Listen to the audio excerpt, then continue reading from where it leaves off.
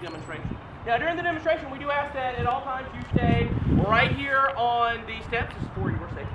If you hear me give the command, gunner commence firing, that means that we are actually going to be firing. And when the gunner gives the command ready, that means that we are just about to shoot. And if you have any sensitivity with regards to your hearing, you may want to take appropriate precaution. Also, when we're firing, please hold on to any pets or small children as the sudden discharge of the gun may startle them. But before we get started with firing, we're going to talk to you a little bit about Civil War cannon. Well, first I'll go ahead and answer your one question. Well, actually, two questions. Yes, these uniforms are wool, and yes, we are hot in these uniforms. But the wool uniform is actually a very practical thing. Because if you think about it, notice most of you, where you are sitting right now, you picked that spot because it is in the shade. If we are out in the sun, those of you in shorts and short sleeves, you will get sunburned, and you will very quickly be out with the heat before those of us who are fully covered, we will not be down with the heat, and actually the cotton underclothing soaks up your sweat. With the wool, it breathes a little bit, allowing us to stay, almost, a ye old air conditioning, so to speak. And so with the artillery, the clothing is going to be very important. It's kind of your first line of defense against the elements, because when you're out drilling and you're out firing, you're going to be exposed to the elements in ways you never believed. And so at this time, we're going to go ahead and fire. Now remember, when the gunner says ready, you're going to want to cover your ears. No, 1.5 seconds, fuse, boom!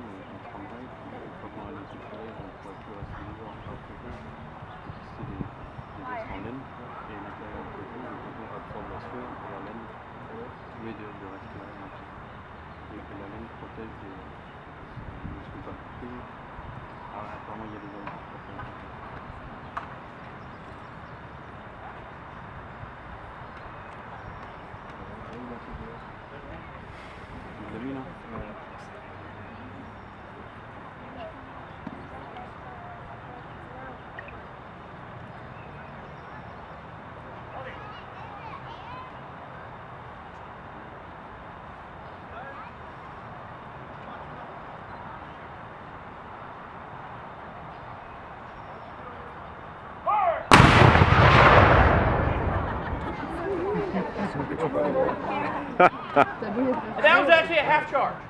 Had we been firing a full pound of powder and a projectile, it would have been louder than that.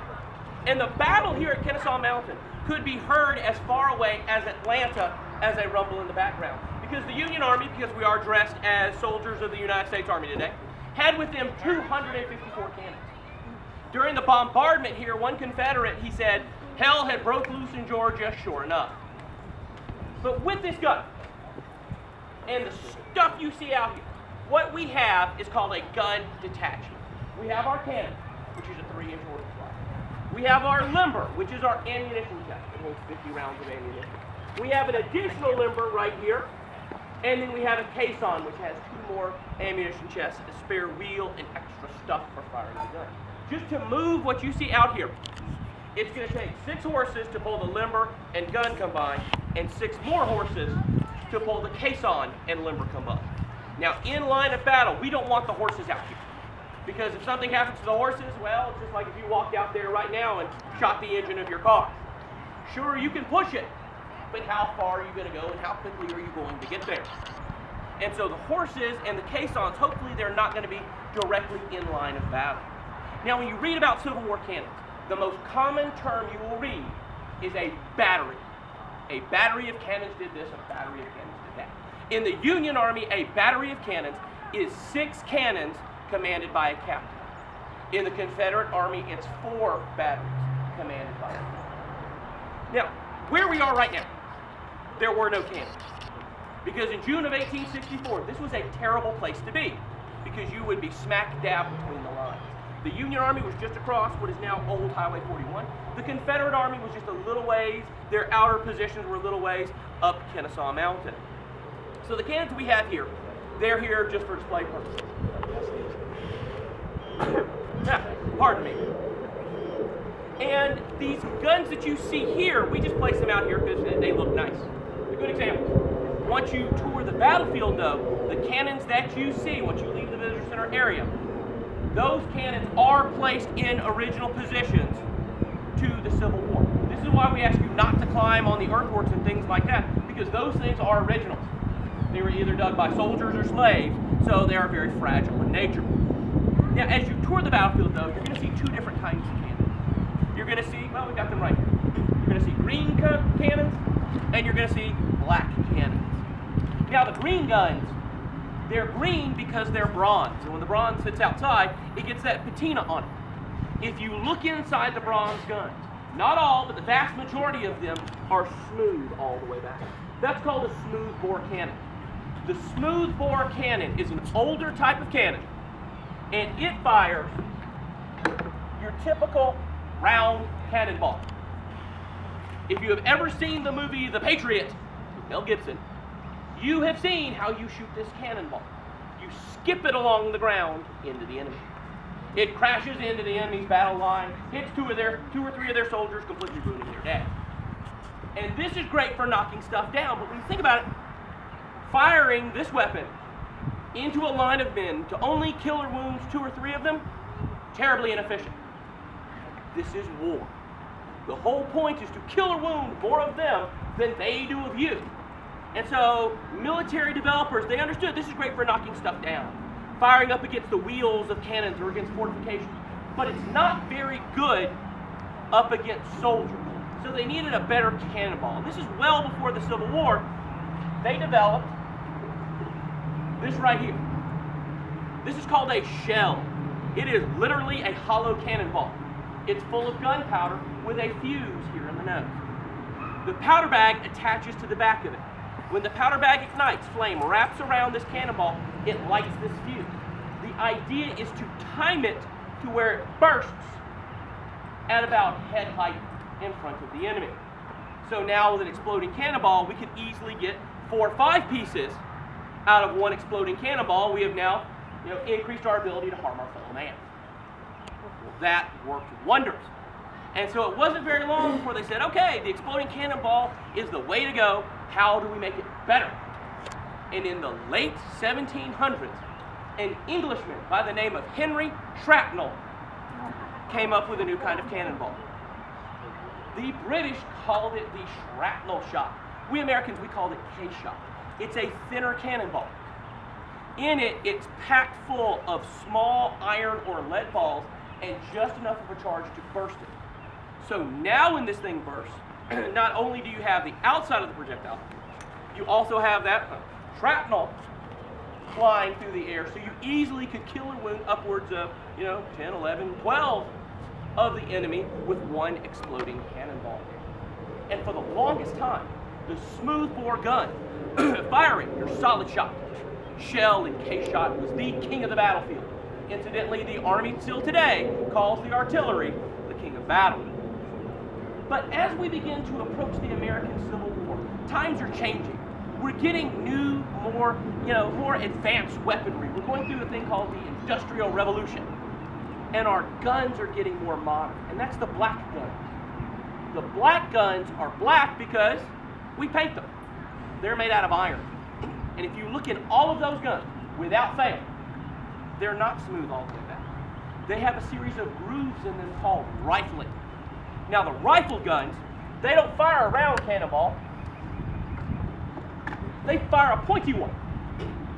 The proper Civil War term is cylindro-conical.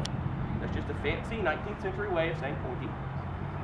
Now the way this one works, instead of kind of getting shot putted out like the round ball does, when the powder bag ignites, the force pushes up against the back of this object. And according to the laws of physics, this object, the front of it, wants to stay at rest for a split second. It causes the back to move forward just a bit, causing a soft lead ring here in the middle to flare out and catch into those grooves. Well, those grooves are in a twist. So this comes out spinning. Spinning is the key with the rifle gun. To give you an idea, this is like throwing a basketball. It's large, but you can't throw it far very accurately. This is like throwing a football. You you get a good spin on it, it goes a lot farther, a lot more accurately. This can fire about a mile. This can fire 3 miles. Now, about half of the Union guns here at the Battle of Kennesaw Mountain are of this newer rifle type. Only about 20% of the Confederate guns are of the newer rifle type. So in both numbers and distance, the Union Army has a distinct advantage. But there's a catch. My gun here can fire 3 miles. So what? I can't see that far. With this gun, you have to be able, it never fails in the train, it goes through my program. I think CSX has a schedule. Now, with the guns, we wouldn't have any guns down here because you can only see out to the tree line. After that, you're wasting your ammunition. Which is why, here at this battle, the Confederates, and this is the reason why we have the battle, is what you hear behind me, and the Confederates put cannons up on top of Kennesaw Mountain. Well, with cannons up on the mountain, you maximize the effectiveness of your gun because you can see more stuff. You know, nowadays we're used to you push a button and somebody 20 miles away has fire and death rain down upon them, but you got to see your target during the Civil War. So the Confederates are up there firing down on the rail line here. Both sides, north and south, need that rail line. The north needs it coming from Chattanooga. The south needs it coming from Atlanta. So with guns on the mountain, you own that little chunk of railroad right there. So the Confederates are up there firing to have a battery of 4 guns, of smoothbore guns, on top of Kennesaw Mountain. Well, the great thing about it, you know, you can see everything. The problem is when you're up there, you can see everything. Everything can see you. Once you're up there firing, you saw how much smoke my one gun made. Imagine 4 guns firing up on the highest place in the county. What better way of saying, here we are, come shoot at us, than to fire your guns. And that's exactly what the Union Army did. They sat outside the range of the Confederates at a little over 2 miles and started firing at the top of the mountain. According to one Confederate, he said, the Yankees went to work on us scientifically, and the shells were bursting 3 feet above their works, and they had to move the guns off of Kennesaw Mountain because they couldn't stay up there because there's no way they could stop those projectiles falling down because they're completely outranked. But most of your fights are not going to be at 2 and 3 miles. Most of them are going to be at a mile or closer. And let's say we have to defend ourselves. If you notice, none of us have pistols and none of us have swords. We don't have swords because you just don't need to bring a knife to a gunfight. We don't have pistols because they learned early on in the Civil War, if you give the cannoneer a pistol, he will use the pistol. Well, if I'm busy shooting my pistol, what am I busy not shooting? The cannon. So they took all the pistols away from the cannoneers, the idea being is the only thing that you have between you and the hereafter is firing that gun quickly, and you fire this right here. This is called canister. This is arguably the most destructive thing I can fire out of this gun.